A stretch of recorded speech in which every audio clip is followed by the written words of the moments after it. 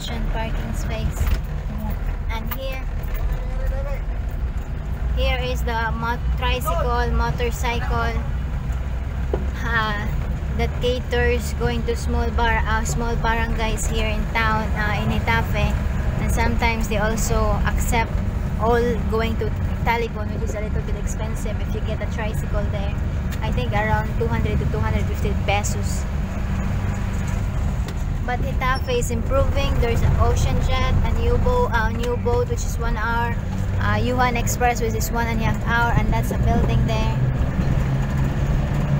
It's a market area, and this is the restaurant there that I like, tuna, but it's quite expensive. Yes, so again, please like, comment, and subscribe. We're home because we're also worried of Red, Pogi, and the rest of the dog, and Golden. Have a good day and God bless. Bye bye. That's it for now. Don't forget to subscribe.